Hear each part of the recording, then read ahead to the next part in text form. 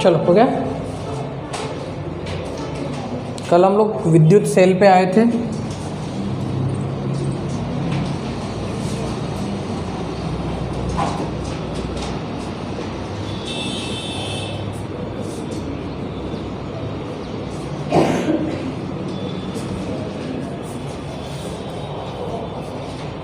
ठीक है, विद्युत सेल और इलेक्ट्रिक सेल दो टाइप होते हैं, एक प्राइमरी और दूसरा सेकेंडरी। तो प्राइमरी में कौन सा आता है? प्राइमरी यानी प्राथमिक, चार्ज करके नहीं फेंकते, वो चार्ज ही रहता है। प्राइमरी सेल, प्राथमिक सेल, ठीक है, वो चार्ज ही रहता है। उसमें क्या रहता है? केमिकल एनर्जी रहती है, रसायन भरे होते हैं। आपका जो घड़ी का सेल है उसमें क्या रहते हैं? रसायन भरे हुए रहते हैं। वो अपनी एनर्जी यूटिलाइज करते हैं, जब तक चलेंगे तब तक चलेंगे, उसके बाद वो बंद। उसको चार्ज करते हैं क्या हम? ठीक है, तो वो आते हैं वोल्टाइक सेल, वोल्टिक सेल कहते हैं उसे, वोल्टिक सेल। केमिकल भरे होते हैं उसमें, ठीक है, केमिकल एनर्जी जब तक होती है उसमें वो यूटिलाइज होते रहता है और उसके बाद वो ख़त्म हो जाता है। वोल्टिक सेल हो गया, डेनियल सेल हो गया।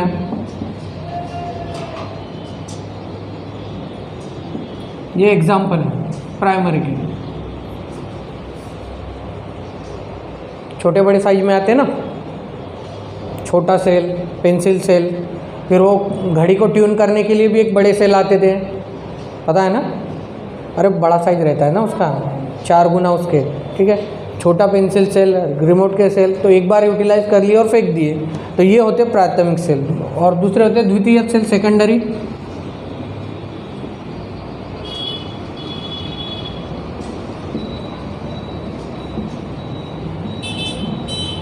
ये होते हैं रिचार्जेबल। ये क्या होते हैं? रिचार्जेबल। रिचार्जेबल पुनः चार्ज करके यूटिलाइज कर सकते हैं। यहाँ पे क्या करते हैं?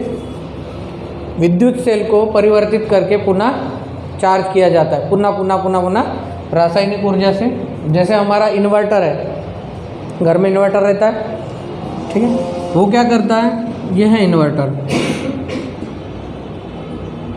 और इसको अटैच रहती है बैटरी, ठीक है। ये क्या करता है? इलेक्ट्रिसिटी लेता है, ठीक है, प्रोसेस करता है।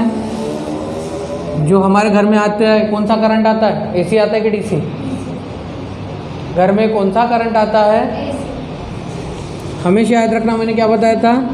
230 वोल्ट 50 हर्ट्ज। ये इंडियन है, ये इंडियन है। ये जहाँ पे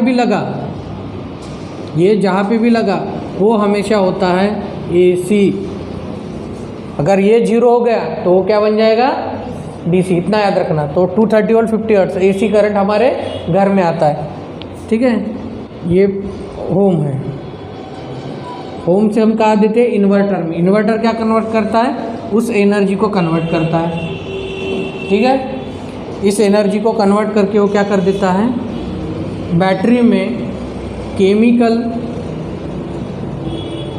एनर्जी यानी रासायनिक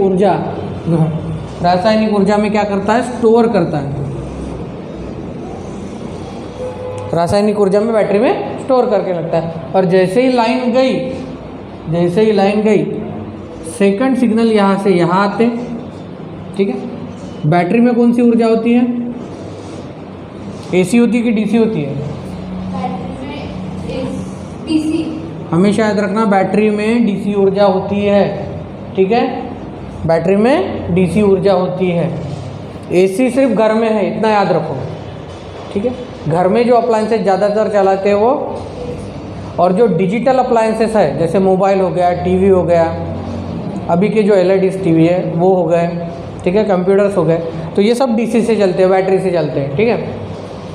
तो डीसी डायरेक्ट करंट को वो कन्वर्ट करता है फिर से एसी में, और फिर से घर में देता है। बैटरी में स्टोर करके रखता है, बैटरी से इन्वर्टर में आता है, इन्वर्टर से घर में आता है। वैसे ही घर से इन्वर्टर में जाता है, इन्वर्टर से बैटरी में जाता है। तो यहाँ पे ये कौन सा सेल हो गया? द्वितीय प्रकार का। क्यों? क्योंकि ये रिचार्जेबल है।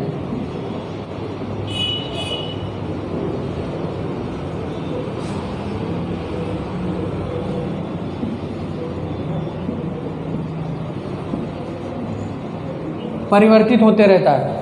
नहीं समझ में आया कि क्या बोल रहा हूँ? सिंपल सा कंसेप्ट है। घर से जो करंट आता है इन्वर्टर में जाता है, इन्वर्टर उसे स्टोर करने के लिए उसे बैटरी में पुट करता है, वो डीसी फॉर्म में। घर से आता है एसी फॉर्म में। फिर क्या होता है? डीसी, जब जैसे हमारे घर की लाइन गई, बैटरी से करंट इन्वर्टर लेता है, इन्वर्टर से घर में देता है। तो एसी का डीसी में और डीसी का एसी में कन्वर्शन कौन करता है? इन्वर्टर।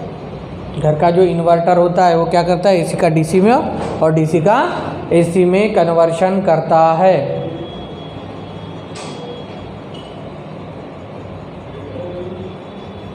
तो प्राथमिक और द्वितीय सेल में डिफरेंस समझ में आया? ये दो ही प्रकार के सेल होते हैं, ठीक है, प्राथमिक और द्वितीय, और इनके अलग अलग रूप भी है।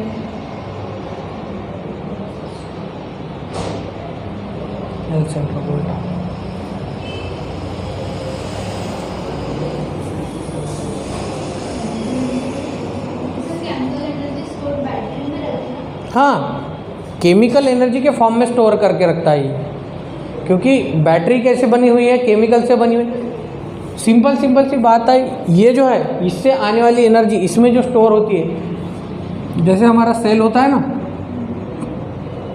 जैसे हमारा सेल होता है ना, बस इसको चार्ज कर रहे हैं ऐसा समझ लो। इसको क्या करते हम लोग? घर से चार्ज करते, और जब यूटिलाइज करना तो इसे डिस्चार्ज कर देते, ठीक है। तो बैटरी और ये सेम वर्क करता है, बट इतना है कि ये कुछ जगह प्राइमरी में आता है, कुछ सेकेंडरी में आता है, क्योंकि रिचार्जेबल बैटरीज भी आती है मार्केट में।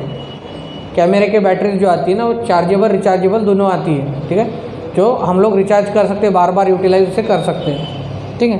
तो ये प्राथमिक और सेकेंडरी, इसमें एक ही बार यूज़ कर सकते हैं और फेंकना ही पड़ता है। जैसे घड़ी का सेल हो गया, छोटी घड़ी का हो गया, बड़ी घड़ी का हो गया, या अलार्म क्लॉक के हो गए, उसमें भी अभी रिचार्जेबल आए हैं मार्केट में, ठीक है। लेकिन एक बार यूज़ करके फेंकने वाले को प्राथमिक कहते हैं, और बार बार यूज़ करने वाले को सेकेंडरी सेल कहते हैं, ठीक है। जो वोल्ट है, वोल्ट किसका यूनिट है? हाँ, पोटेंशियल का या वोल्टेज का, ठीक है, पोटेंशियल या वोल्टेज का। तो उसके ऊपर एक वोल्टाइक सेल भी बनाया,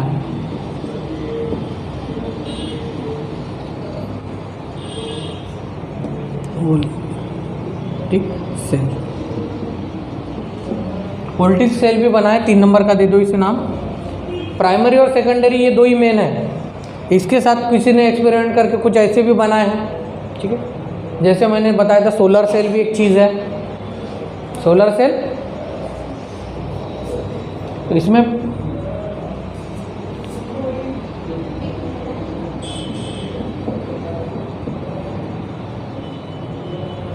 ये नाम बहुत इंपॉर्टेंट है, एल्सेंड्रो वोल्टा, ये इंपॉर्टेंट है। वोल्टिक सेल की खोज एल्सेंड्रो वोल्टा ने की थी।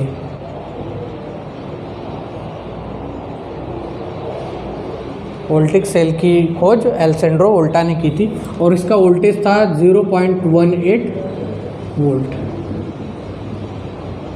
0.18 वोल्ट। इसका वोल्टेज कितना था? 0.18 वोल्ट।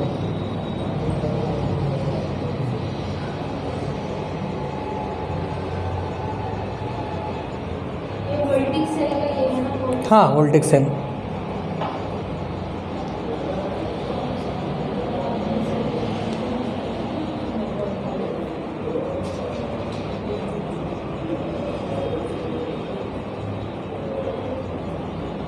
ठीक है। एक लैंकेशायर सेल भी होता है, दूसरा इम्पोर्टेंट है नहीं। लैंकेशायर सेल भी होता है। घड़ी में कुछ ऐसे चपटे प्रकार के सेल आते हैं, पता है, घड़े में, हाँ, चपटे प्रकार के। कॉमनली हमने ये वाले देखे हैं, इतना साइज, फिर बड़ा साइज और थोड़ा उससे बड़ा साइज, ठीक है। कुछ ऐसे सेल भी आते हैं, ठीक है, जो आपके जैसे समझ लो एक छोटी घड़ी में आते हैं, कैल्सी में आते हैं, कैलकुलेटर में, ठीक है, म्यूज़िक इंस्ट्रूमेंट में आते हैं, जो म्यूज़िक इंस्ट्रूमेंट में वगैरह जो आते हैं ना, वो लैंकेशायर सेल होते हैं, ठीक है, वो ज़्यादा इम्पोर्टेंट नहीं है। उसके बाद आते हैं हमारे ड्राई सेल। इसको लैंकेशायर सेल्स बोलते हैं, गोल वाले को। ये लैंकेशायर सेल है,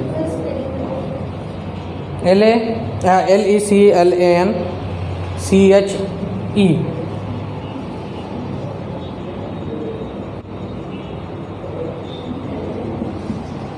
लैंकेशायर सेल।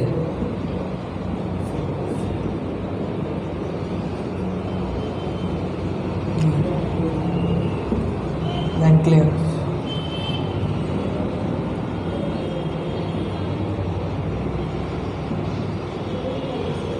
लैंकेशायर सेल। उसके बाद एक है नेक्स्ट में, ये ज़्यादा इम्पोर्टेंट नहीं है, लैंकेशायर सेल एक सेल ही होता है। उसके बाद इम्पोर्टेंट है 5 नंबर का ड्राई सेल, शुष्क सेल। शुष्क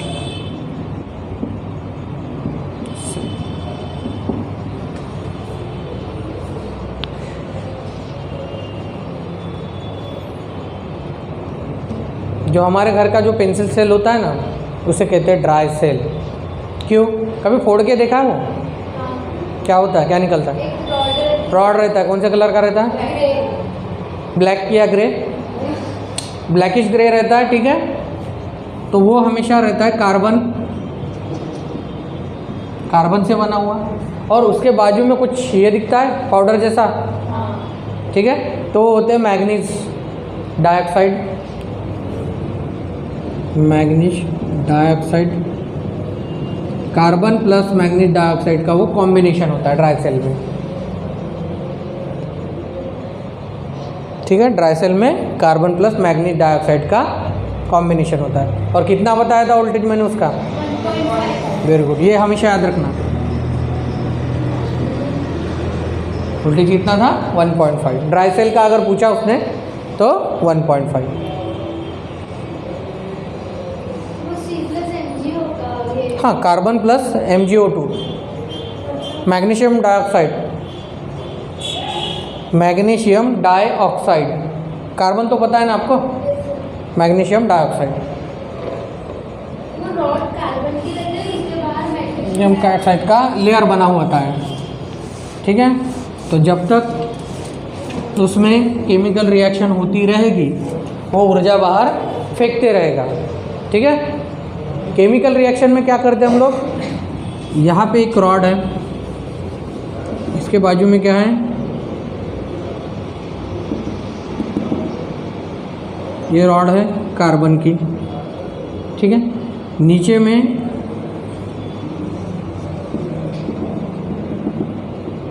ये MgO2, यानी ये जो पूरा MgO2 है, ये रॉड किसकी? कार्बन की है MgO2।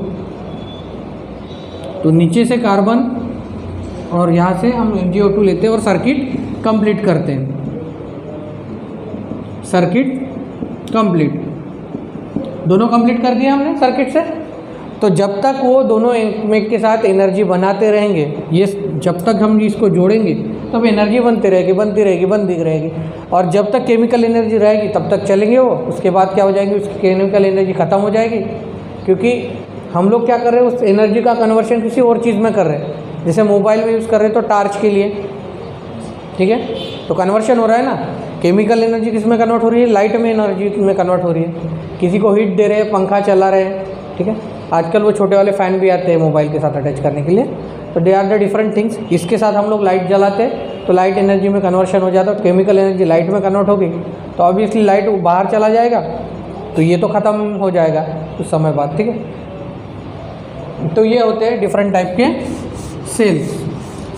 कल मैंने एक पार्ट बताया था, वो होता है विद्युत धारा के प्रभाव, इफेक्ट ऑफ इलेक्ट्रिक करंट बताया था। ठीक है। मैग्नेटिक इफेक्ट क्या करता है वो, अगर किसी कॉइल को हम लोगों ने कॉपर की वाइंडिंग लपेट दी और उसको करंट दे दिया तो उसमें क्या बन जाता है, मैग्नेट बन जाता है। ठीक है। उसके साथ साथ इम्पॉर्टेंट है कोबाल्ट, निकेल,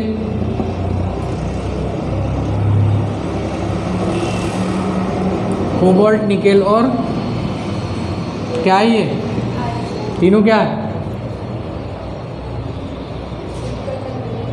कभी नाम सुना है इनके, नाम सुने, कोबाल्ट, निकेल और आयरन, क्या है, सही है बोलो। इसको चुंबक चिपकता है, इसको नहीं पता, इसको नहीं पता, तो ये तीनों मैग्नेटिक मटेरियल है जिनको चुंबक चिपकते हैं। समझ में आया, कोबाल्ट, निकेल एंड आयरन, ये मैग्नेटिक मटेरियल है।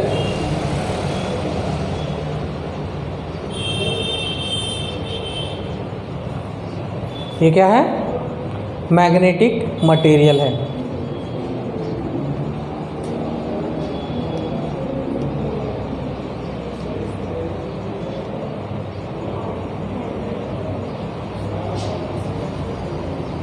ठीक है, ये नोट करके लिख लेना पॉइंट में।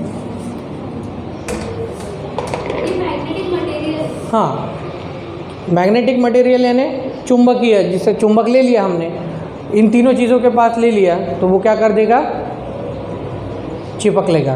ठीक है, तो इसीलिए निकल का यूज़ हमारे कॉइन में भी यूज़ किया जाता है। तो मैग्नेटिक इफेक्ट वाला फिनोमेना जनरेट करने के लिए ये तीनों का यूज़ होता है। बिल्कुल सही। अगर मैंने क्या बताया था, एक रॉड लिया आयरन की या निकेल की या कोबाल्ट की, ठीक है, ठीक है, और इसके ऊपर क्या कर दिया, कॉपर वाइंडिंग लपेट दी और इसको करंट दे दिया, तो इसमें क्या आ जाएगा, ये पूरा मैग्नेट बन जाएगा, सीधा सीधा ये पूरा मैग्नेट बन जाएगा। अगर लकड़े के ऊपर लपेटूंगा तो बनेगा क्या, क्यों, क्योंकि उसमें फ्री इलेक्ट्रॉन्स नहीं है और वो इंसुलेटर का भी काम करता है। ठीक है, तो ये ज़रूरी है। तो ये होने के बाद ये मैग्नेटिक मटेरियल बन गया, तो ये कुछ चीज़ें खींचेगा, इन्हीं को खींच सकता है, आजू बाजू की चीज़ों को। मोबाइल को खींचेगा क्या, नहीं, एक तो जो जिसमें मैग्नेटिज्म है उसको खींचेगा, या फिर ये तीन मटेरियल को, एक तो मैग्नेट को भी खींचेगा या फिर यही तीन मटेरियल को खींचेगा घर में से। ठीक है, तो अगर इसके बाजू में अगर हमने छोटे छोटे लोहे के कण डाल दिए तो हमेशा ये ऐसा लेयर बनाता है। बड़े में बता देता हूँ, ये हो गया मैग्नेट, बन गया। ठीक है, हम लोग क्या कर रहे हैं, इलेक्ट्रिसिटी से मैग्नेट बना रहे हैं फिलहाल। तो अभी ये मैग्नेट बन गया, इसमें मैग्नेटिज्म प्रॉपर्टीज आ गई। अगर इसके पास आपने कोई भी बारीक लोहे का चूरा फेंक दिया तो वो क्या बनाता है,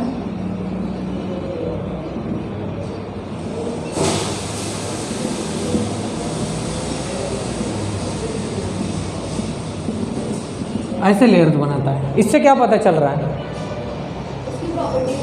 प्रॉपर्टीज पता चली, ये सही है। ठीक है, कहाँ पे चूरा कम चिपक रहा है ऐसा दिख रहा है, सेंटर में। यहाँ पे ये ज़्यादा चिपके हुए हैं, यहाँ पे कम चिपक रहा है, दिख रहा है। ठीक है, इसीलिए कहते हैं नॉर्थ और साउथ जो पोल होते हैं हमारे, उसमें मैग्नेटिज्म ज़्यादा होता है एज़ कम्पेयर टू सेंट्रल। समझ में आया, ये पोल्स है, नॉर्थ पोल साउथ पोल, इधर साउथ पोल नॉर्थ पोल, आप कुछ भी ले सकते हैं, जैसा डायरेक्शन है वैसा ही लिया मैंने। ये नॉर्थ है ना, सही है कि नहीं, अरे ये पूरब है तो ये नॉर्थ ही रहेगी ना, तो ये नॉर्थ है, तो नॉर्थ पोल साउथ पोल में मैग्नेटिक प्रॉपर्टी का ये ज़्यादा होता है। ठीक है, ये लाइन मतलब ये मैग्नेटिक लाइन्स है, एक में कोई इंटरसेक्ट नहीं करता, यही वाला फिनोमेना है। हाँ ना, करते हैं ना सामने में। कहने का मतलब ये था कि पोल की तरफ मैग्नेटिक प्रॉपर्टीज ज़्यादा अप्लाई होती है ना, मैग्नेटिज्म ज़्यादा रहता है। ठीक है,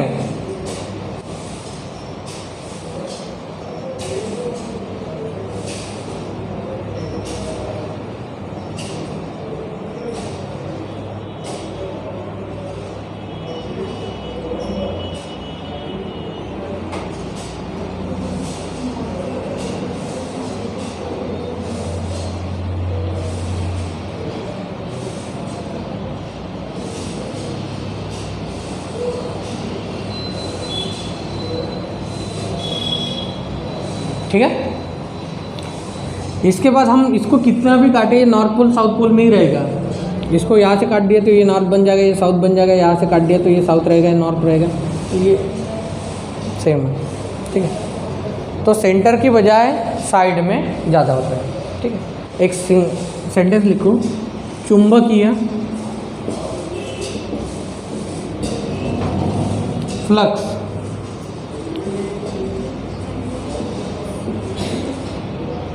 जिसे मैग्नेटिक फ्लक्स भी कहते हैं, चुंबकीय फ्लक्स, ये थोड़ा सा इम्पोर्टेंट है। चुंबकीय फ्लक्स, विद्युत से हमने क्या बनाया है, चुंबक बनाया है, और चुंबक से हमें क्या मिला है, चुंबकीय फ्लक्स मिला है। तो ये क्या चीज़ होती है, लिख लो। चुंबकीय क्षेत्र में रखी हुई किसी भी चुंबकीय क्षेत्र में रखी हुई किसी सतह के चुंबकीय क्षेत्र में रखी हुई चुंबकीय क्षेत्र में रखी हुई किसी सतह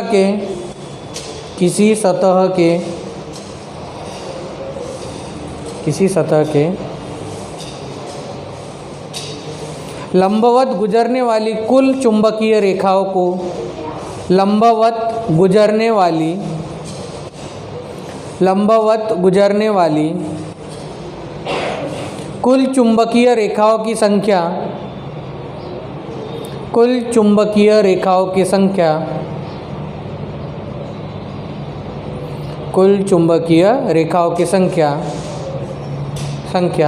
को उस चुंबकीय सतह की फ्लक्स कहते हैं। को उस सतह की चुंबकीय फ्लक्स कहते हैं। को उस सतह की चुंबकीय फ्लक्स कहते हैं। ठीक है। ये जो है ना, ये एरिया बना रहा है, दिख रहा है, तो एक कौन से भी डायरेक्शन में रहेगा ये, और इस एरिया को क्या कहते हैं, फ्लक्स कहते हैं। ठीक है। इसका ऐसा यूनिट गुड वेबर है।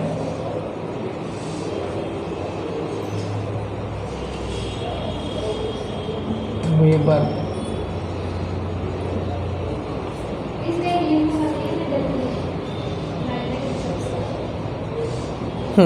इंग्लिश में चाहिए।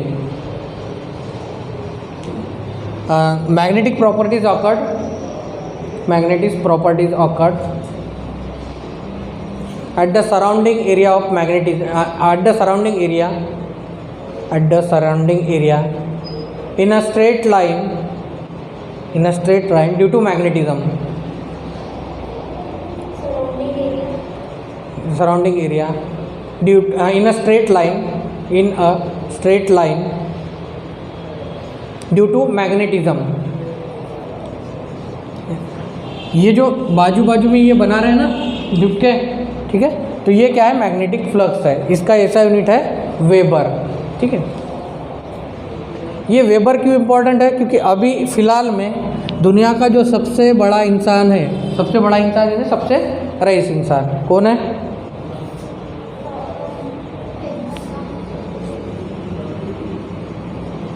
ये नाम सुने? नहीं। टेस्ला कंपनी का मालिक, ठीक है, सर्च कर लेना। ठीक है। टेस्ला कंपनी का मालिक जो इलेक्ट्रिक व्हीकल बनाता है वो फ़िलहाल में सबसे अमीर है। ठीक है। तो ये tesla weber per metre square होता है। जितना मैग्नेटिक फ्लक्स है 1 मीटर में या 2 मीटर या 10 मीटर में, वो क्या बन जाता है, एक टेस्ला बन जाता है। ये इंपॉर्टेंट फार्मूला लिख लो, tesla is equal to weber per metre square.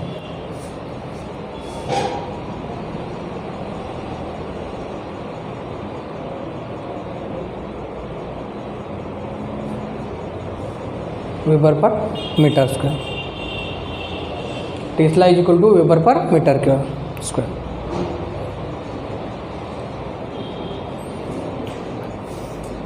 ये जो है यहाँ पे जितना मैग्नेटिज्म इसने बना है तो वो क्या है, टेस्ला है। अगर ये 1 मीटर का रहता है एरिया, 1 मीटर स्क्वायर का एरिया रहता है, इसने फील्ड बनाई है इतनी वेबर, तो weber per metre square Tesla हो जाता है। ठीक है।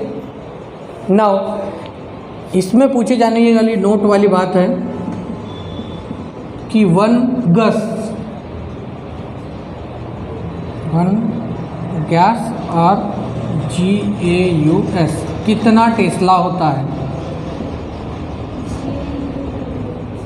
ये गॉस थ्योरम वाला गॉसियस थ्योरम वाला वो अलग है, वो मैथमेटिक्स का अलग है। नहीं अपने इसमें ना 1 gauss is equal to 10⁻⁻⁴ tesla होता है। ये नोट करके लिख लेना।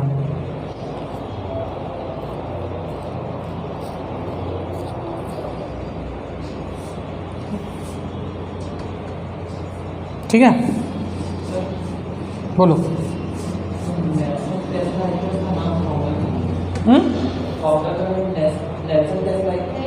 वो है ना वो गॉसियन सर्किट गॉसियन थ्योरम वाला। नहीं, टेस्ला कंपनी की जो गाड़ियाँ बनाता है वो फ़िलहाल में सबसे अमीर है, फ़िलहाल में। ठीक है, तो ढूंढ लेना, थोड़ा सा वर्क आप भी करो। ठीक है, तो 1 गस इज, वो पूछता नहीं, बट हमें नॉलेज के लिए पता होना चाहिए। ठीक है, क्योंकि हर साल हर एक आदमी बदलते रहता है। 2 दिन में कोई बदल गया तो थोड़ी लिखोगे। ठीक है, दे आर नॉट कॉन्स्टेंट, वो एक्सचेंज होते रहते हैं। फिलहाल वो टेस्ला वाला चल रहा है। ठीक है, नहीं, नेल्सन टेस्ला इन्वेंटर है, ये इलेक्ट्रिक कार के बारे में है। ठीक, कंपनी का नाम है। एप्पल क्या होता है? फ्रूट होता है ना, कंपनी का भी नाम है। ठीक है, तो खाने का एप्पल और फ़ोन में फ़र्क तो है। ठीक है, एलन CEO है टेस्ला कंपनी के, वो फ़िलहाल में सबसे अमीर है। छोड़, वो हमारे सिलेबस का पार्ट नहीं है, बट याद रहना चाहिए आपको। ठीक है, नेक्स्ट है गैल्वानोमीटर और धारामापी।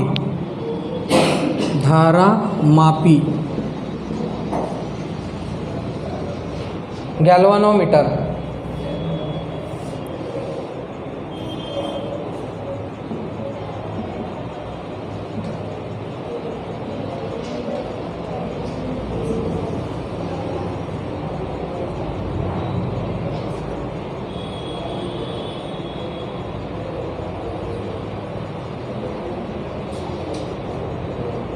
ठीक है।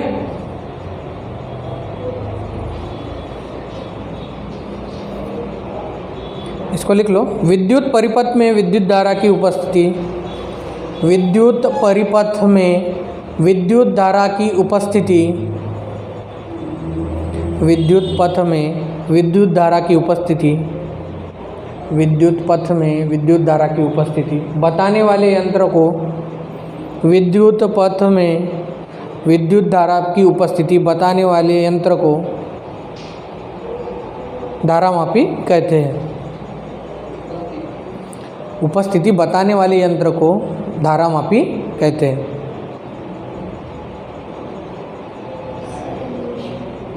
Sensation of electricity in electric field measure by galvanometer. Sensation of electricity in electric field measure by galvanometer. ये एक्चुअली इस प्रकार का मीटर होता है, व्हीटस्टोन ब्रिज में यूज़ करते हैं हमेशा। बता देता हूँ, सिलेबस का पार्ट नहीं है।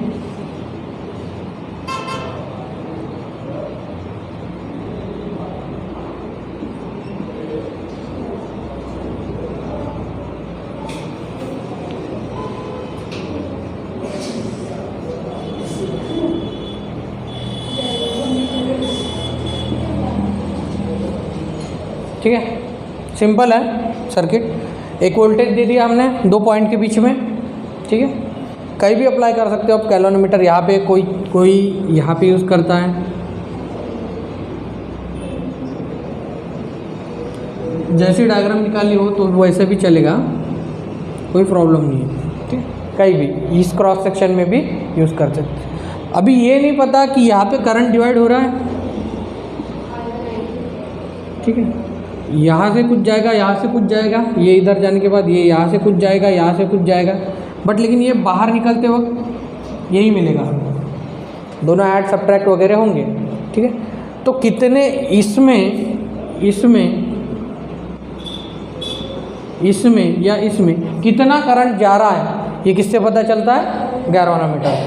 ठीक है, तो ये व्हीटस्टोन, इसे व्हीटस्टोन ब्रिज नेटवर्क कहते हैं। ठीक है, ये काम का नहीं है, सिर्फ हमें ये देखना है कि गैल्वानोमीटर किस लिए यूज़ होता है। तो किसी भी इसमें अगर अलग अलग चीज़ दी है, यहाँ पे अलग है रेजिस्टेंस, यहाँ पे अलग है, यहाँ पे अलग है, यहाँ पे अलग है, लेकिन हमें करंट जानना है, तो क्या करेंगे, उसमें गैल्वानोमीटर अटैच कर देंगे। ये 10⁻⁻6 एम्पियर तक करंट सेंस करता है, ये इंपॉर्टेंट है। गैल्वानोमीटर की रेंज कितनी है? 10⁻⁻6 एम्पियर।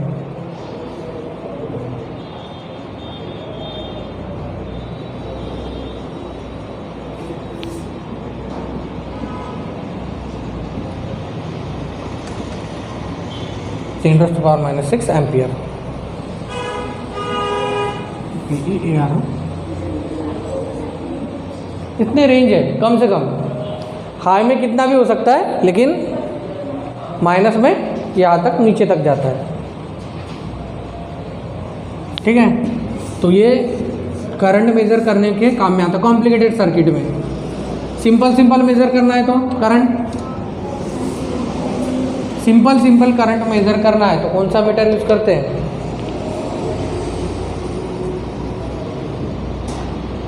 नाम सुना है?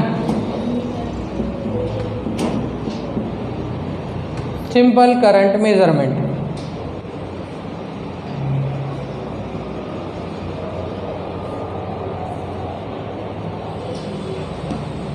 एमीटर विद्युत धारा को मापता है, ये विद्युत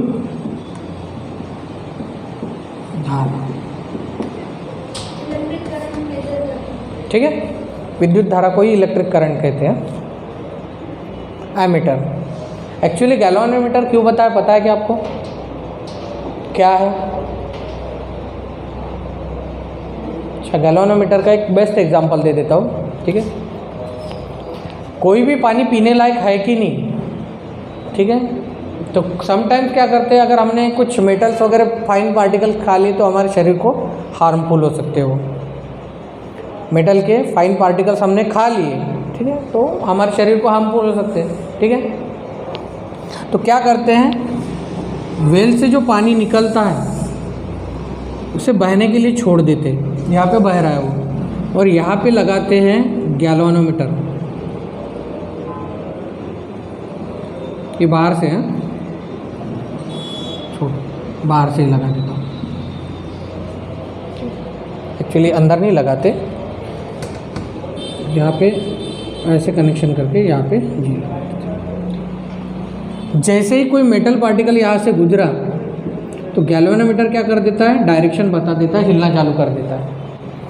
ये पानी की वेल है, पानी निकाला हमने और पानी बह रहा है, तो अगर कोई मेटल पार्टिकल यहाँ से गया ना तो गैल्वानोमीटर क्या कर देता है, हिलना चालू हो जाता है।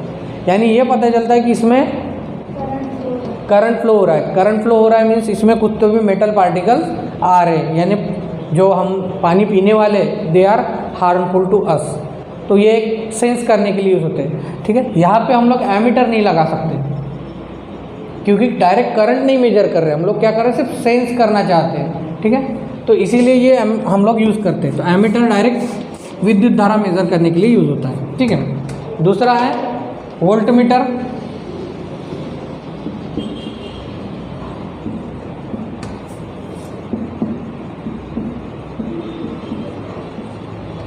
दूसरा क्या है, वोल्टमीटर है।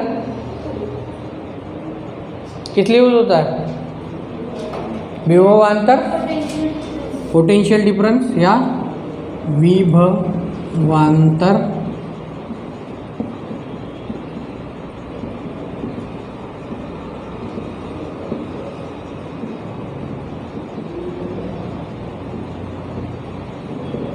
ठीक है, एमीटर, वोल्टमीटर।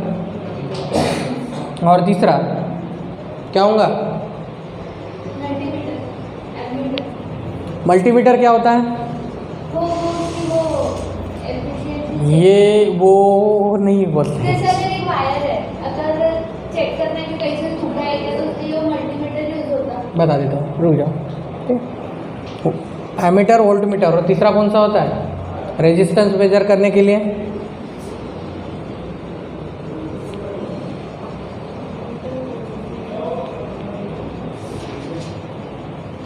ये दोनों से भी हम लोग रेजिस्टेंस मेजर कर सकते हैं, क्योंकि V इज इक्वल टू क्या होता है,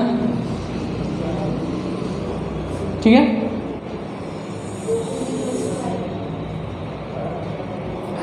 बात आई मल्टीमीटर की,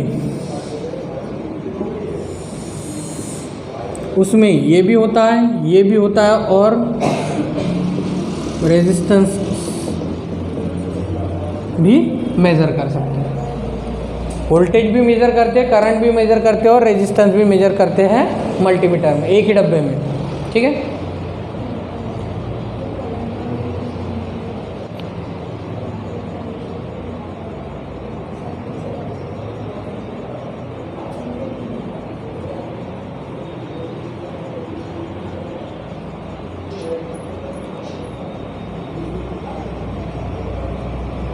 यहाँ तक समझ में आ गया, ठीक है।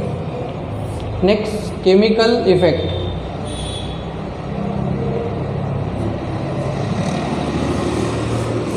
मल्टीमीटर में तीनों मेजर कर सकते हैं, ठीक है हम लोग, और कितने भी वोल्ट तक।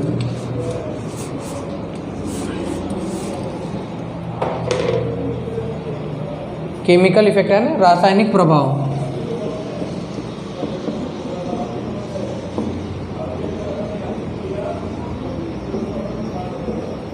क्यों केमिकल इफेक्ट पूछा होगा इसमें?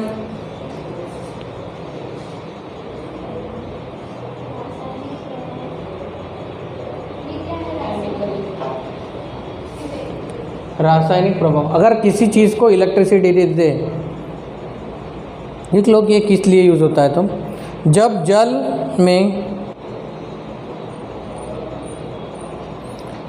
में किसी धातु के जब जल में किसी धातु के लवण, आम्ल और क्षार को घोल दिया जाता है, जब जल में किसी धातु के लवण, आम्ल और क्षार को घोल दिया जाता है, लवण, आम्ल और क्षार, एसिड, बेस एंड सॉल्ट, ठीक है। पहले हिंदी में बता देता हूँ, ठीक है। जब किसी धातु को लवण, आम्ल और क्षार में घोल दिया जाता है तो वो घोल विद्युत का सूचक हो जाता है, तो वो घोल विद्युत का सूचक हो जाता है, और इससे विद्युत धारा गुजर सकती है, और इससे विद्युत धारा गुजर सकती है।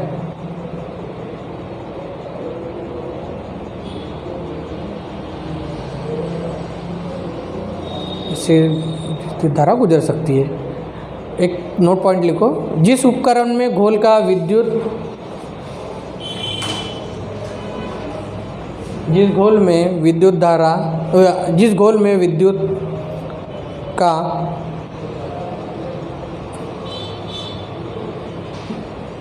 अपघटाई यह है ट और यह होता है, जिस घोल में विद्युत का अपघटाय होता है उसे वो अपघट और यह अपघटाय होता है उसे वोल्टमीटर कहते हैं, उसे वोल्टमीटर कहते हैं।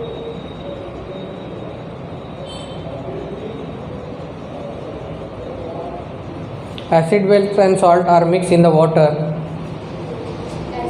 Base and salt are mixed in the water. They are the indicator of electric current. They are the indicator of electric current.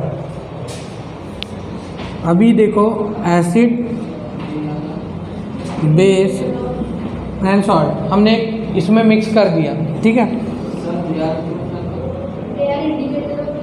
Current. Simple सी बात है, एसिड, बेस एंड सॉल्ट हमने वाटर में mix कर दिया, ठीक है। यहाँ से करंट जा रहा है, ये अभी तक हमें पता नहीं है, यहाँ से करंट जा रहा है और इसमें फ्लो हो रहा है। अगर इसे ये रोकता है तो ये क्या है, रेजिस्टेंस है, और V इज इक्वल टू क्या होता है, तो I भी है हमारे पास, R भी है, तो इससे क्या मिल जाएगा हमें, वोल्टेज, पोटेंशियल डिफरेंस, और इसीलिए इसे हम लोग वोल्टमीटर भी कहते हैं। ठीक है, किसी चीज़ में एसिड बेस एंड सॉल्ट है, ठीक है, मिक्स है वाटर के साथ, अगर करंट उसमें से फ्लो होता है और रेजिस्ट करता है ये अंदर का सब्सटेंस, तो उसमें क्या बन जाता है, वोल्टेज डिफरेंस बन जाता है। सिंपल है, V इक्वल टू IR ही अप्लाई करना है यहाँ पे।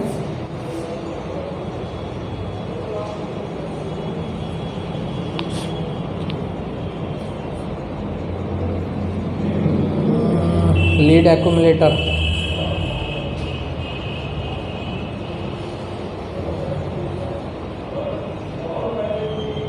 शार एडिसन,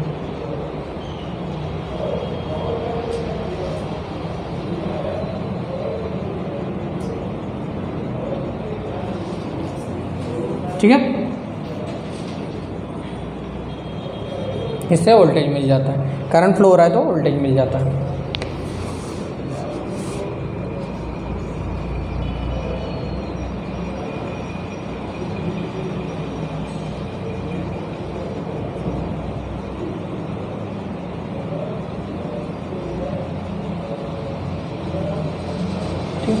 हो गया। इसके बाद 2-3 टाइप के सेल आते हैं, सीसा सेल भी बोलते हैं, पता है, बड़े जो होते हैं। मैंने पेंसिल सेल के बारे में बताया था आपको, क्या होता है, कार्बन प्लस मैग्नीशियम डाइऑक्साइड। इसके साथ साथ एक बड़े सेल आते हैं, बड़े सेल जो घड़ी में यूज होते हैं, सिर्फ टोन के लिए, चलाने के लिए नहीं। कभी किसी की म्यूज़िक वाली घड़ी देखी है? अरे मैं सिर्फ दीवार घड़ी की बात कर रहा हूँ, बाकी की चीज़ों में मत जाओ, ठीक है। टोन बजते हैं बड़े बड़े, पता है क्या, या ठोके बजते हैं, टिंग टिंग टिंग, जितने बजे उतना, पता है। तो वहाँ पे लीड एक्यूमुलेटर सेल यूज़ करते हैं, बड़े सेल होते हैं, ठीक है, उसे लीड एक्यूमुलेटर सेल कहते हैं, ठीक है, मत लिखो, ज़रूरत नहीं है। उसका वोल्टेज 2.2 वोल्ट होता है, इसका कितना होता है, 1.5 वोल्ट, जब ये लाइव कंडीशन में होता है, और कम हो जाए तो 1.8 वोल्ट हो जाता है। तो ये सिर्फ सोचने वाली बात है, ये क्वेश्चन नहीं पूछे जाते, ठीक है। उसके बाद एडिसन निकल सेल भी आते हैं, तो वो भी काम की नहीं है, ठीक है, तो आपको नहीं पूछेगा। नेक्स्ट पूछने वाले क्वेश्चन में आता है कि इलेक्ट्रोप्लेटिंग क्या होती है, यानी विद्युत लेपन, इलेक्ट्रोप्लेटिंग। नेक्स्ट है इसमें इलेक्ट्रोप्लेटिंग।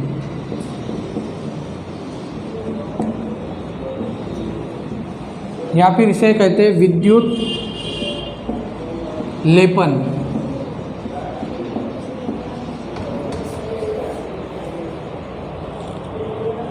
ठीक है, ये बहुत काम की चीज़ है हमारे लिए। क्यों? जनरली औरतों के लिए बहुत काम की चीज़ है ये। क्या होता है कि किसी औरत के पास समझ लो कि सोने के गहने नहीं है, तो वो क्या पहनती है, बेंटेक्स के पहनती है। या फिर और एक आता है उसमें, सोने का पानी चढ़े हुए, ये नाम सुना है, सोने का पानी चढ़े हुए, ठीक है, सोने के पानी चढ़े हुए गहने नाम सुना है, तो वो चीज़ इससे की जाती है। वो चीज़ क्या करते हैं, इससे की जाती है। क्या करते हैं, सिंपल है, एक तरफ सोना रखते हैं, मत लिखो, ठीक है, गोल्ड, और एक तरफ तांबा, कॉपर, इसको देते हैं इलेक्ट्रिक करंट, इसको एक केमिकल में डुबा के रखते हैं, जस्ट लाइक HCl एसिड में, ठीक है। जैसे ही करंट मिला तो ये क्या कर देता है, अपने इलेक्ट्रॉन्स छोड़ना चालू कर देता है, जा बाहर जा, ठीक है। तो ये इलेक्ट्रॉन्स जो गोल्ड के हैं, ये किसके ऊपर चढ़ते जाते हैं, कॉपर के ऊपर अपनी लेयर बनाते हैं, और फिर ये बन जाते हैं गोल्ड प्लेटेड। समझ में आया? तो इसे कहते हैं इलेक्ट्रोप्लेटिंग। ये गोल्ड का जो इलेक्ट्रॉन जाते हैं उसके ऊपर और लेयर बनाते हैं, ठीक है। तो इसमें बहुत ज़्यादा रिडक्शन नहीं होता, ठीक है। इलेक्ट्रॉन से जा रहा है, बहुत ज़्यादा रिडक्शन नहीं होता, लेकिन थोड़ा सा कम तो हो जाता ही है। 100 ग्राम होगा तो 99 ग्राम तक तो आ जाएगा, क्योंकि 1 ग्राम इसने खींच लिया, ठीक है। ये प्रोसेस थोड़ी सी कॉस्टली होती है, इसलिए सोने का पानी चढ़े हुए गहने थोड़े महंगे होते हैं, ठीक है। बेंटेक्स एक अलग चीज़ है। तो ये कंसेप्ट समझ में इलेक्ट्रोप्लेटिंग में क्या होता है।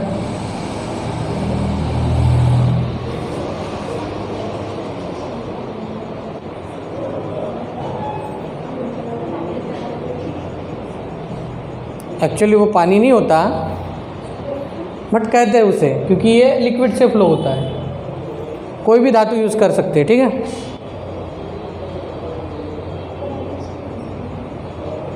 कोटिंग समझ में आए? सिंपल है।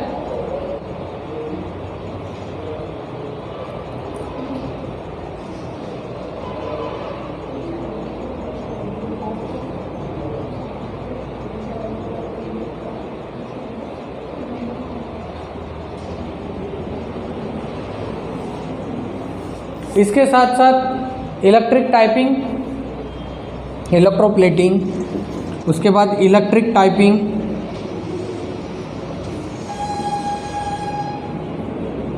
विद्युत मुद्रण, इसे कहते हैं विद्युत मुद्रण।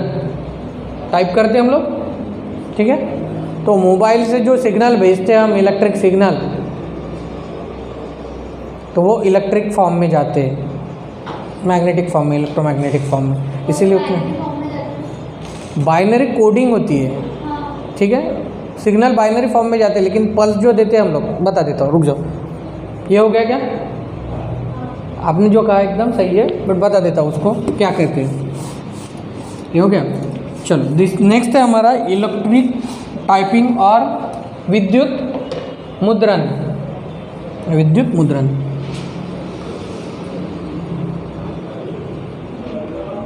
ये पता है क्या है?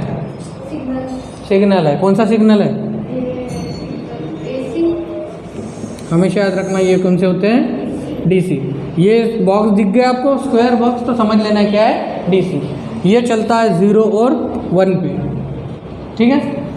ये तो हर जगह अवेलेबल है, बट इसको अगर 0 से 1 बनाना है तो मुझे कुछ तो भी देना पड़ेगा इसे। तो इसको देते हम लोग इनपुट, वो होता है 5 वोल्ट का।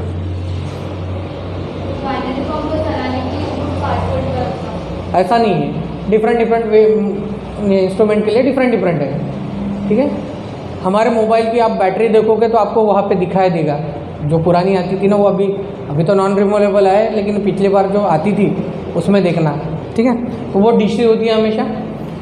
तो ये बनाने के लिए मुझे ये चाहिए, और ये हमारे पास अवेलेबल है, ये अवेलेबल नहीं रहता।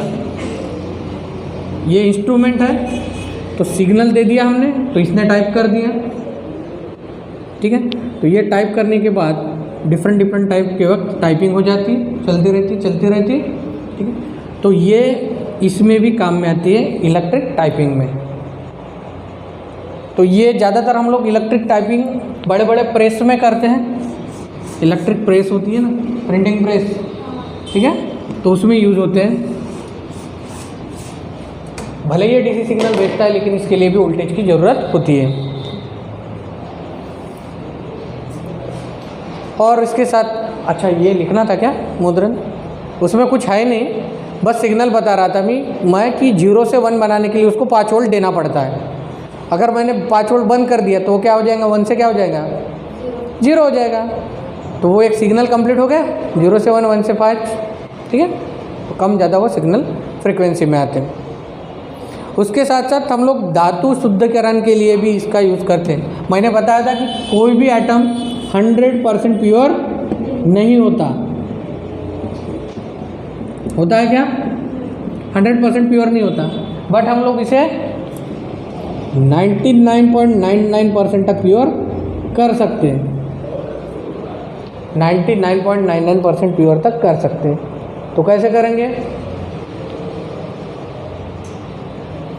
एक अच्छा पार्टिकल है वो लेंगे, एक ख़राब है वो लेंगे, ठीक है, इसमें से जो निकल सकता है खराब वाला बाहर फेंक देंगे, और जो अच्छा है उसे इलेक्ट्रिक करंट देके इसके ऊपर डिपॉजिट करना चालू कर देंगे। ये कई जैसे मिक्स धातु है कोई भी, जिसमें समझ लो कि सिल्वर, गोल्ड, कॉपर, ये 3-4 धातु मिक्स है। ठीक है, हमने क्या कर दिया, उसको करंट दे दिया और उसके सिर्फ गोल्ड के इलेक्ट्रॉन्स यहाँ पे भेज दिए, सिर्फ गोल्ड के, तो सिर्फ गोल्ड डिपॉजिट होगा इसके ऊपर। तो ये कितने प्योर तक जाता है, नहीं समझ में आया क्या बोल रहा हूँ? इसमें डिफरेंट है। इसको इलेक्ट्रिक करंट देके इसके सिर्फ गोल्ड के इलेक्ट्रॉन्स हमने यहाँ पे भेज दिए, सिर्फ गोल्ड निकाल रहे हैं उससे। ठीक है, तो वो 99.99% प्योर तक होता है, 100% प्योर तक नहीं आ पाता। तो ये प्यूरिफिकेशन के लिए भी हम लोग इलेक्ट्रिक सप्लाई यूज़ करते हैं। ठीक है, प्यूरिफिकेशन के लिए भी यूज़ होता है। नेक्स्ट हेडिंग देखो, विद्युत धारा के प्रभाव।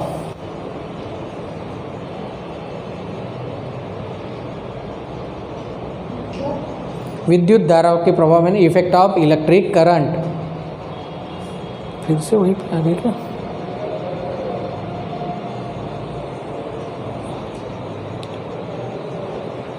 विद्युत धारा के प्रभाव यानी इफेक्ट ऑफ इलेक्ट्रिक करंट किस में यूज़ करते हैं?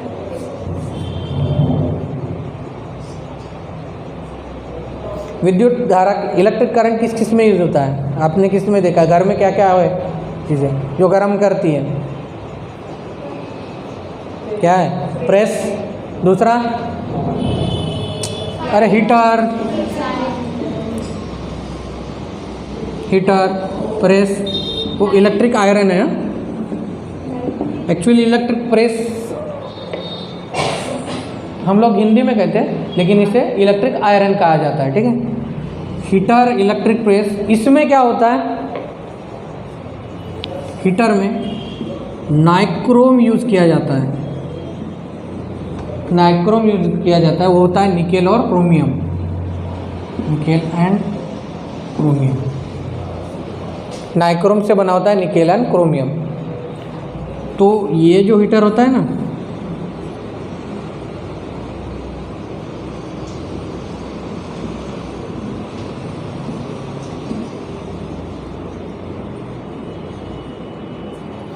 ठीक है, तो ये जो होता है वो निकेल और क्रोमियम से बना होता है। ये नीचे वाला पार्ट, यही से पानी गर्म होता है ना। हीटर देखा है ना, सच में देखा है कि नहीं? तो ये बना होता है निकेल और क्रोमियम से, जिसे नाइक्रोम कहते हैं। और ये 800 से 1000 डिग्री सेल्सियस तक गर्म होता है।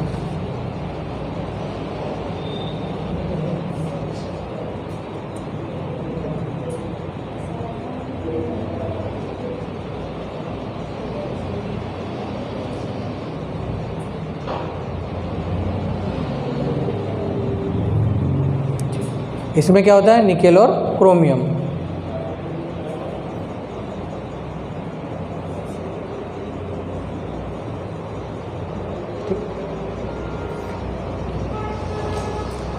आपने आपके घर की इलेक्ट्रिक प्रेस देखी है? प्रेस मारे हो कभी? ठीक है, ठीक है, घर की इलेक्ट्रिक प्रेस की बात करो। ठीक है, जो प्रेस मारने वाला होता है उसकी नहीं, घर की इलेक्ट्रिक प्रेस की बात कर रहा हूँ। जो नीचे का पतरा होता है ना वो प्रेस का, एक तो ब्लैक होगा या फिर सिल्वर होगा। एक तो ब्लैक होता है, नहीं तो सिल्वर होता है। ठीक है, जो हल्की वाली है वो देख लो। ठीक है, हल्की वाली, लोहे का भंगार नहीं कह रहा हूँ मैं। ठीक है, तो उसमें भी नाइक्रोम यूज़ किया जाता है। वो नीचे का जो पतरा होता है ना, वो नाइक्रोम से बना होता है। नाइक्रोम निकेल और क्रोमियम दोनों। ठीक है, नीचे का पतरा। ये क्यों होते होंगे? क्योंकि इनकी जो कैपेसिटी है हीट सहन करने की वो बहुत ज़्यादा है। वो है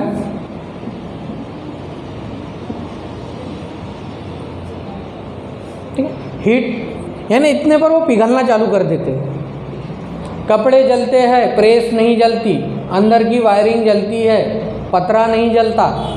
समझ में आया? उसके बाद विद्युत बल्ब, ये एग्जांपल्स है जो इम्पोर्टेंट है, किस इसमें क्या क्या यूज़ होता है। तो हीटर में नाइक्रोम यूज़ होता है, इलेक्ट्रिक प्रेस में भी नाइक्रोम यूज़ होता है। विद्युत बल्ब, विद्युत बल्ब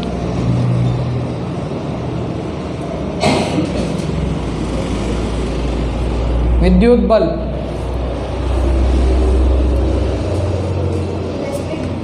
क्या रहता है उसमें, क्या बताया था मैंने? वो रहता है, क्या रहता है? ऐसा ही कुछ रहता है, टंगस्टन इसमें रहता है।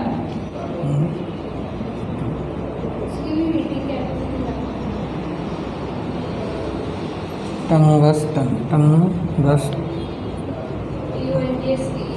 बस गुड, टंगस्टन।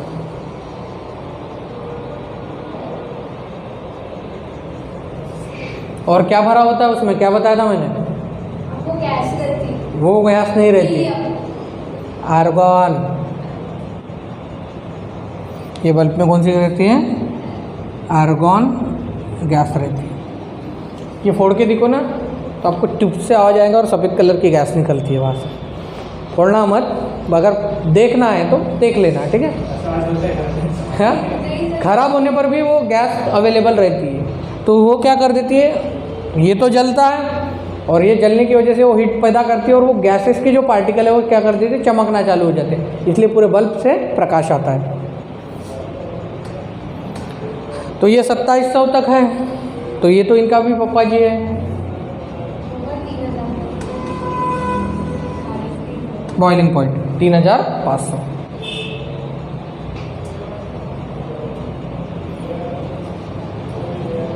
ये मेल्ट नहीं होता ना, अगर 3000 के ऊपर वो कंटिन्यूस लाइट चालू किए तो वो वायर टूट जाता है। वायर टूटता है तो कभी तार नहीं टूटता। तार हमारे हाथ से टूट जाता है, करंट से या इलेक्ट्रिक इससे हीटिंग से नहीं टूटता। वो हमने झटका दिया या गिर गया या कुछ भी हो गया तो हमारे वजह से होता है वो, समझे क्या? ठीक है, वो अगर हीट दे के तोड़ना चाहो तो उसको आपको इसके ऊपर ही हीट देनी पड़ेगी, ठीक है? तो और बल्ब का टेम्परेचर होता है हमारा से 2000 डिग्री सेल्सियस, ये बल्ब का टेम्परेचर होता है।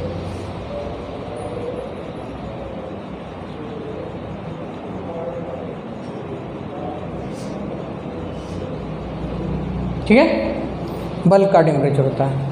मैंने ये बताया था आपको 230 वोल्ट किस लिए यूज़ होता है, इलेक्ट्रिक पावर में। ठीक है, सिंपल सी बात है, ये निकाल के अगर मैंने डायरेक्ट पिन लगा के यहाँ पे जॉइंट कर दिया तो जलेगा बल्ब? अरे 100% जलेगा, वो तो डायरेक्ट ही लगा है। वो होल्डर सिर्फ पकड़ने के लिए है, उसमें अडाप्टर नहीं है। नहीं समझ में आया क्या बोल रहा हूँ? सिर्फ डिजिटल के लिए वो यूज़ होता है। वो अगर मैंने बल्ब निकाला, 2 वायर लिए, उसको प्रेस किया और यहाँ पे डाल दिया तो बल्ब जलेगा। अरे आपने चेकिंग वाले तो देखे होंगे ना, उनके पास तो डायरेक्ट ही रहता है, वो डायरेक्ट ही प्लग अप्लाई करता है, वो तो पता है ना। ठीक है, वो बना ही एसी के लिए है। ठीक है, वो बना ही एसी के लिए है, लेकिन मोबाइल को अडाप्टर की ज़रूरत है। क्यों? क्योंकि वो डीसी सप्लाई के लिए। ठीक है, उसके बाद ट्यूबलाइट।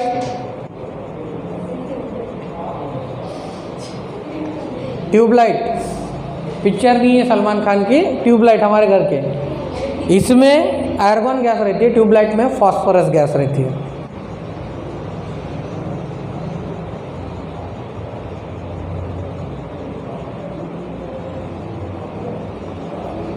फास्फोर का जो ऊपर का जो देखो, ट्यूबलाइट आपने देखा होगा ऐसा रहता है। ठीक है, तो ये जो ऊपर की लेयर होती है ना, यहाँ पे सफ़ेद सफ़ेद लेयर दिखती है आपको, तो ये फास्फोरस की लेयर रहती है, फास्फोरस। ठीक है, ये साइड वाली जो ऊपर का पूरी सफ़ेद लेयर होती है ना, वो फास्फोरस की लेयर रहती है। और इसके अंदर बेरियम डाइऑक्साइड,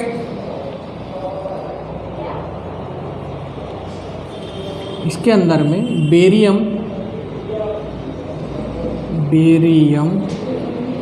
डाइऑक्साइड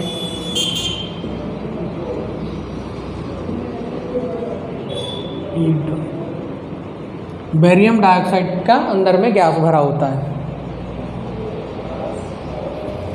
ऊपर में फॉस्फोरस, बीच में बेरियम डाइऑक्साइड। यहाँ पे क्या होते हैं, ये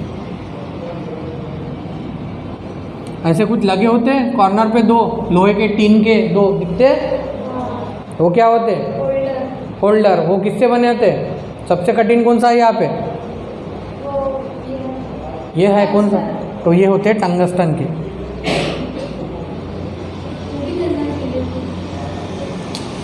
अरे वो जलना नहीं चाहिए इसलिए तो टंगस्टन लगाते हैं ना।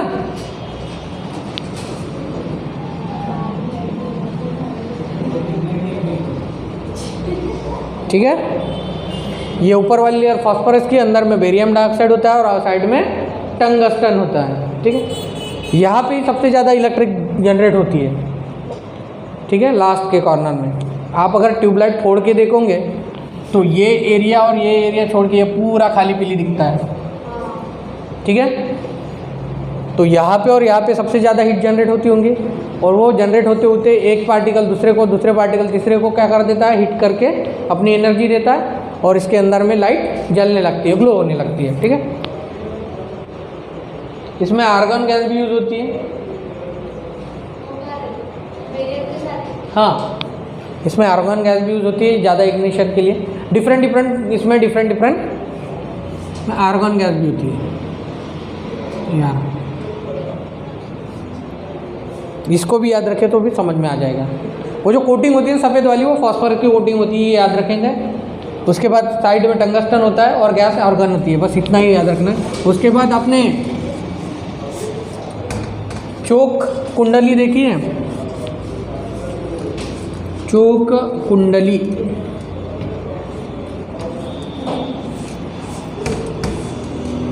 देखिए सभी ने, सिर्फ हिंदी में नाम नहीं पता।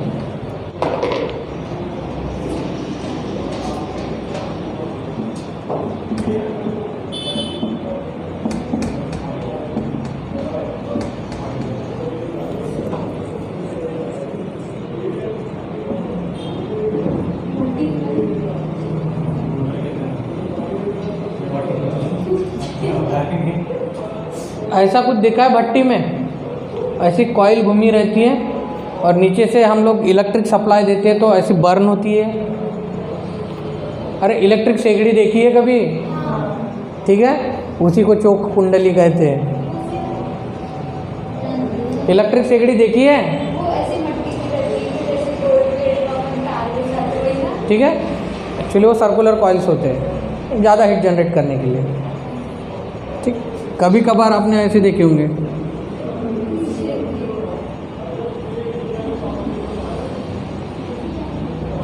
ये देखे होंगे शेप आपने, यही देखा था। ठीक है, इसे कहते हैं चोक कुंडली। घर में ही यूज़ होते हैं। ये जितने भी इंस्ट्रूमेंट है ये सभी घर में ही यूज़ होने वाले इंस्ट्रूमेंट है। ठीक है,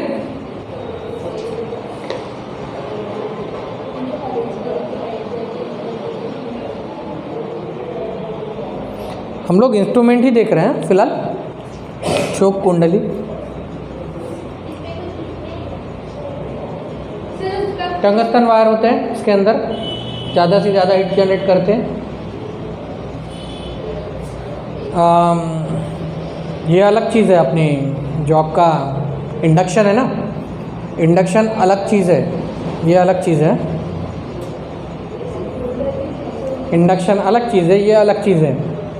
वैसे ये इंडक्शन की तरह ही होता है, बट इसमें पावर को कंट्रोल नहीं कर सकते हम लोग। इंडक्शन में पावर कंट्रोल कर सकते हैं, एक बार गर्म हुआ तो वो चलते ही रहता है। टंगस्टन वायर होते हैं। चोक कुंडली नाम याद रखो। उसके बाद आता है सबसे important dynamo AC generator. Dynamo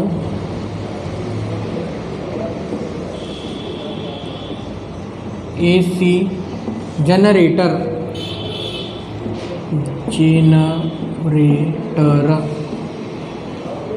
English में भी डायनामो एसी जनरेटर ही नाम है इसका। ठीक है,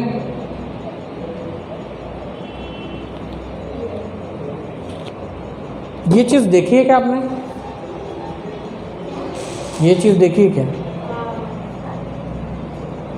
ये इसको एक्चुअली आज से 30 या 35 साल पहले, अभी तो नहीं, साइकिल में ये चीज़ लगी रहती थी। साइकिल में लाइट वाली साइकिल देखिए, जिसके सामने में लाइट लगे रहते हैं, देखिए उसमें एक ऐसे प्रकार की एक डब्बी आती है,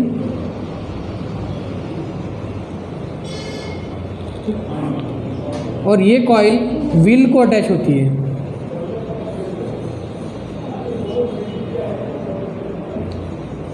ठीक है, ये कॉइल व्हील को अटैच होती है और इससे दो कनेक्शन जाते हैं जिससे ये बल्ब जलता है। ठीक है, ये व्हील को अटैच होता है।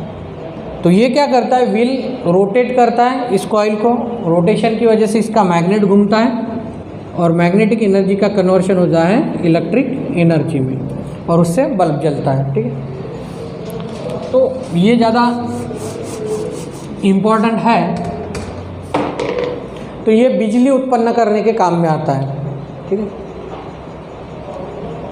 यही प्रोसेस आपने ये पावर प्लांट देखा, हाइड्रोलिक पावर प्लांट। अरे कोई भी पावर प्लांट लो, कोई भी पावर प्लांट में क्या घूमता है, पहले टरबाइन घूमता है, ये नाम सुना है। ठीक है, टरबाइन कनेक्ट जिससे रहता है वो होता है ये जनरेटर। टरबाइन जिससे कनेक्ट रहता है वो ये होता है। समझ में आया? ये टरबाइन है, समझ लो।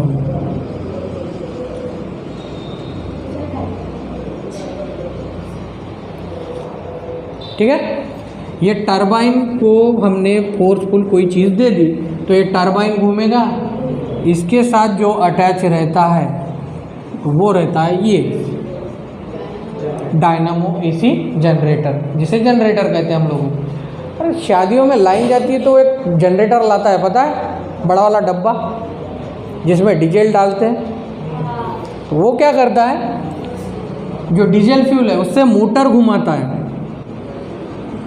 और मोटर का कनेक्शन रहता है इस मैग्नेट को। ठीक है, और ये घूमता है फिर मोटर के साथ साथ, ये घूम गया तो ये जनरेट करता है इलेक्ट्रिसिटी। समझ में आया? तो ये होता है डायनामो एसी जनरेटर। सिंपल है। ये हमारे घर में जो आते हैं उसमें डीजल डालते हैं, डीजल से क्या होता है, वो कॉइल घूमती है, कॉइल घूमने से मैग्नेट घूमता है, मैग्नेट से इलेक्ट्रिसिटी जनरेट होती है जो हमारे घर में सप्लाई होती है। ठीक है, तो उसे कहते हैं डायनामो एसी जनरेटर। जनरली ये जो था डायनामो एसी जनरेटर, ये पावर प्लांट में यूज़ होते हैं बड़े बड़े।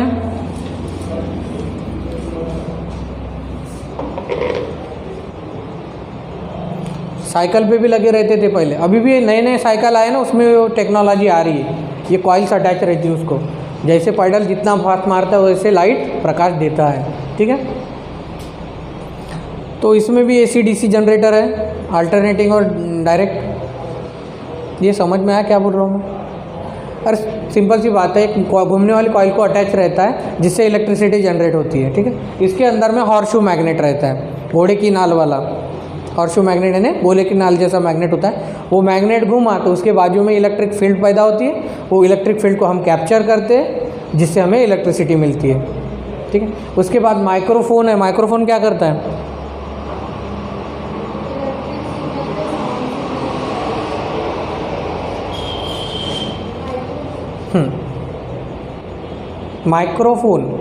माइक्रोफोन और लाउड स्पीकर में फ़र्क है।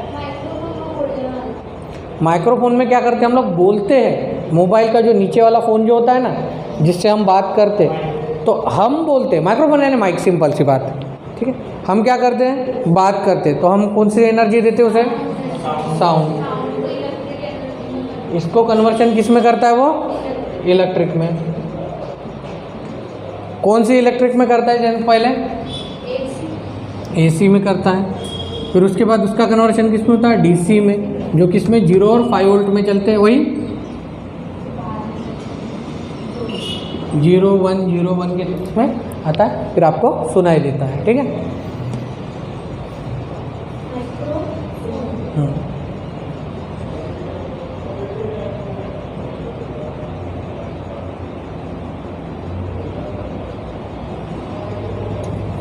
अभी ये क्या हो गया, माइक्रोफोन।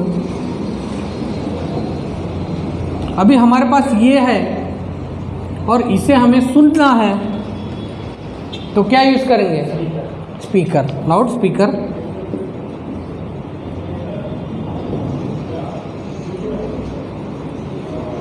ठीक है। अब क्या यूज़ करेंगे? स्पीकर। तो स्पीकर क्या करता है? माइक्रोफोन की एनर्जी को साउंड में कन्वर्ट करता है। माइक्रोफोन क्या कर देता है? साउंड एनर्जी को इलेक्ट्रिकल सिग्नल में कन्वर्ट करता है, और इलेक्ट्रिकल सिग्नल को साउंड में कौन कन्वर्ट करता है? स्पीकर।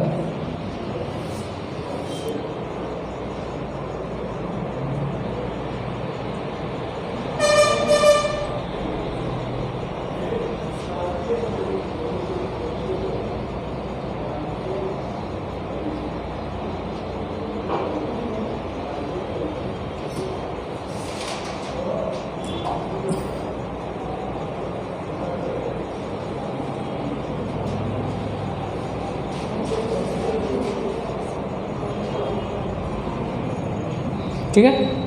उसके बाद पावर प्लांट है, इसमें 2-4 पॉइंट लिख लेंगे। डोमेस्टिक पावर प्लांट और सिंपल पावर प्लांट हमारे तो उतना इम्पोर्टेंट नहीं है, बट समझ लो 22000 वोल्ट एनर्जी पैदा करता है पावर प्लांट। डोमेस्टिक में कितना लगता है हमें? डोमेस्टिक पावर कितना है ये? कितना बताया था मैंने? 230 वोल्ट 50 हर्ट्ज। ये नॉर्मल रेंज है हमारे डोमेस्टिक के लिए।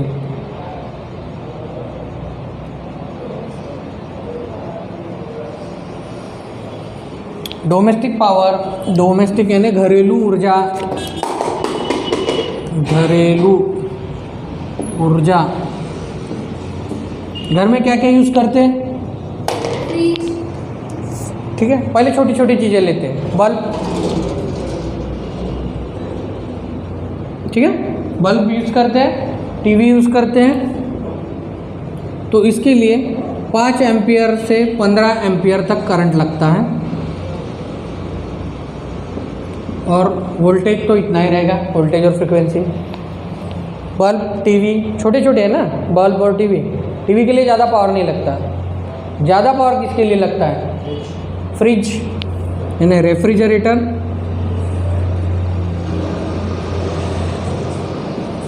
और heater. Refrigerator, heater, air conditioning, इसमें हो जाता है 15 एम्पियर से ज़्यादा करंट,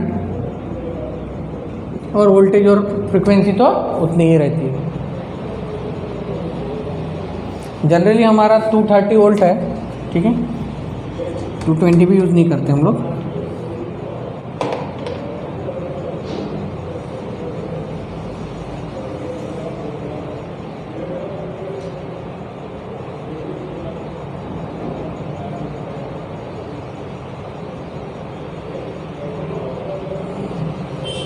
ठीक है। ज़्यादा बड़ा रहा तो 15 एम्पियर से ज़्यादा करंट, और इसीलिए इनका पावर कंजम्पशन ज़्यादा होता है। अभी देख लो क्या होता है। ये तो कांस्टेंट है, ठीक है। ये अगर हमें बल्ब का हम पावर जानना है, अगर 5 एम्पियर वो करंट ले रहा है तो क्या होगा? पावर कितना होगा? 230 × 5, तो ये आ जाएगा वाट में। ठीक है। अगर रेफ्रिजरेटर का लेना है 230 × 15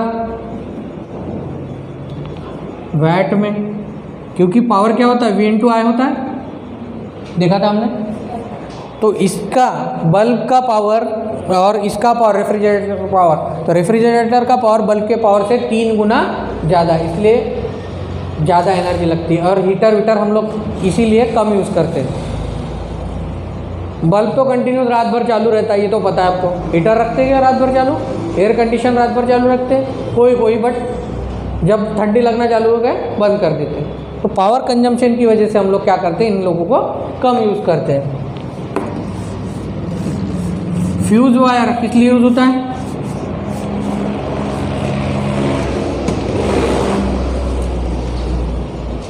ये सुनने वाली बात है, ज़्यादा एग्जाम में नहीं आता। फ्यूज वायर क्या करता है? एक ऐसा सॉकेट होता है, इसमें हम लोग फ्यूज वायर लगाते हैं और ये प्लग में लगाते हैं। तो ये किस लिए यूज़ होता है? कैसा होता है? पावर प्लांट से जो एनर्जी आती है, अनफॉर्चुनेटली वो कभी कम आती है, कभी ज़्यादा आती है। ठीक है, कम आए तो उतना प्रॉब्लम नहीं, कम आए तो सिर्फ लाइट का पावर कम हो जाएगा। लेकिन बहुत ज़्यादा आ गई, क्या हो सकता है? वो फूट सकता है, अपनी कैपेसिटी से ज़्यादा लोड ले रहा है ना वो। तब हम लोग यहाँ पे लगाते हैं एक फ्यूज़ वायर। ये जनरली कॉपर का होता है या फिर एल्यूमिनियम का होता है। इससे हम लोग पहले करंट पास करते हैं, ठीक है, फिर ये बल्ब को देते हैं। कम हो गया तो सिर्फ लाइट कम होंगी, उससे नुकसान नहीं। अगर बहुत एक्सट्रीम कंडीशन में हो गया तो अगर ये नहीं रहा तो ये क्या हो जाएगा, डायरेक्ट पावर इसको दे देगा, और डायरेक्ट पावर इसको दे दिया तो ये फूट जाएगा। तो ये नहीं होना चाहिए, इसलिए यहाँ पे हम लोग क्या करते हैं, इंटरमीडिएटर फ्यूज वायर लगाते हैं। जैसे ही पावर ज़्यादा हो गया ये ब्रेक हो जाता है, ये ब्रेक हो गया तो ये सर्किट क्या हो गई, इनकम्प्लीट हो गई, तो इस तक करंट ही नहीं आएगा। ये ब्रेक हो गया तो सर्किट इनकम्प्लीट हो गई, सब करंट ही नहीं है, ये बंद ही रहेगा, ख़राब नहीं होगा। लेकिन अगर डायरेक्ट हमने ऐसा अप्लाई कर दिया तो ठीक है। और कोई डीसी चीज़ को डायरेक्टली ऐसी चीज़ में लगाना नहीं, ये गलत चीज़ है। उसके बाद